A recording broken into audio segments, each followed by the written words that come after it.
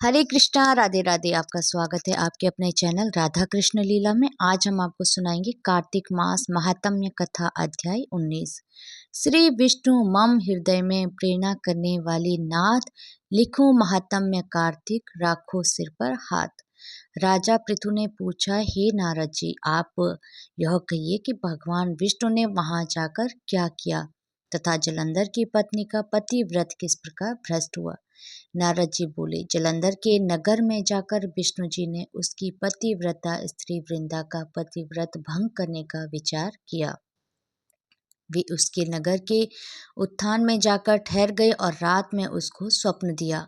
वह भगवान विष्णु की माया और विचित्र कार्य पद्धति थी और उसकी माया द्वारा जब वृंदा ने रात में वह स्वप्न देखा कि उसका पति नग्न होकर सिर पर तेल लगाए महिष पर चढ़ा है, वह काले रंग के फूलों की माला पहने हुए है तथा उसके चारों हिंसक जीव हैं, वह सिर मुंडाए हुए अंधकार में दक्षिण दिशा की ओर जा रहा है। उसने नगर को अपने 7 समुद्र में डुबाया है इत्यादि बहुत से स्वप्न देखे। तत्काल ही वह स्वप्न का विचार करने लगी। इतने में उसने सूर्य देव को उदय होते हुए देखा। उसने अनिष्ट जाना और वह भयभीत हो रोती हुई छज्जे अटारी तथा भूमि कहीं भी शांति को प्राप्त न हुई। फिर अपनी 2 सखियों के साथ उपवन में गई, वहां भी उसे शांति ना मिली। फिर वह जंगल में निकल गई, वहां उसने सिंह के समान 2 भयंकर राक्षसों को देखा, जिससे वह भयभीत हो भागने लगी। उसी क्षण उसके समक्ष अपने शिष्यों सहित शांत मौनी तपस्वी वहां आ गए। भयभीत वृंद उसके गले में अपना हाथ डाल उससे रक्षा की याचना करने लगी। मुनि ने अपनी एक ही हुंकार से उन राक्षसों को भगा दिया। वृंदा को आश्चर्य हुआ तथा वह भय से मुक्त हुई। हो मुनिनाथ, हो हाथ जोड़कर प्रणाम करने लगी। फिर उसने मुनि से अपने पति के संबंध में उसके कुशल क्षेम का प्रश्न किया। उसी समय 2 वानर मुनि के समक्ष आकर हाथ जोड़ खड़े हो गए और जो ही मुनि ने भृकुट संकेत किया, त्यों ही उड़कर आकाश मार्ग से चले गए। फिर जलंधर का सिर और धड़ लिए मुनि के आगे आ गए। तब अपने पति को मृत हुआ जान वृंदा मूर्छित हो पृथ्वी पर गिर पड़ी और अनेक प्रकार से दारुण विलाप करने लगी।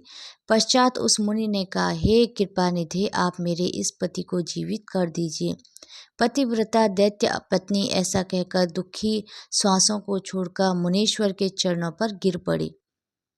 तब मुनीश्वर ने कहा, यह शिवजी द्वारा युद्ध में मारा गया है, जीवित नहीं हो सकता है, क्योंकि जिसे भगवान शिव मार देते हैं वह कभी जीवित नहीं हो सकता। परंतु शरणागत की रक्षा करना संतन धर्म है, इसी कारण कृपा करके इसे जिलाए देता हूँ। नारद जी ने आगे कहा, वह मुनि साक्षात विष्णु ही थे, जिन्होंने यह सब माया फैला रखी थी। वह वृंदा के पति को जीवित करके अंतर ध्यान हो गए। जलंधर ने उठकर वृंदा को आलिंगन किया और मुख चूमा। वृंदा भी पति को जीवित हुआ देख अत्यंत हर्षित हुई और अब तक हुई बातों को स्वप्न समझा। तत्पश्चात वृंदा सकाम हो बहुत दिनों तक अपने पति के साथ विहार करती रही। एक बार सूरत एवं संभोग काल के अंत में उन्हीं विष्णु को देखकर उन्हें ताड़ित करती हुई बोली, हे पराई स्त्री से गमन करने वाली विष्णु, तुम्हारे शील को धिक्कार है। मैंने जान लिया है कि मायावती तपस्वी तुम ही थे। इस प्रकार कहकर कुपित पतिव्रता वृंदा ने अपने तेज को प्रकट करते हुए भगवान विष्णु को शाप दिया, तुमने माया से 2 राक्षस मुझे दिखाए थे, वही दोनों राक्षस किसी समय तुम्हारी स्त्री लाकर हरण करेंगे। सर्वेश्वर जो तुम्हारा शिष्य बना है, यह भी तुम्हारा साथी रहेगा। जब तुम अपनी स्त्री के विरह में दुखी होकर बिछड़ोगे, उस समय वानर ही तुम्हारी सहायता करेंगे। ऐसा कहती हुई पतिव्रता वृंदा अग्नि में प्रवेश कर गई। ब्रह्मा आदि देवता आकाश से उसका प्रवेश देखते रहे। वृंदा के शरीर का तेज पार्वती जी के शरीर में चला गया।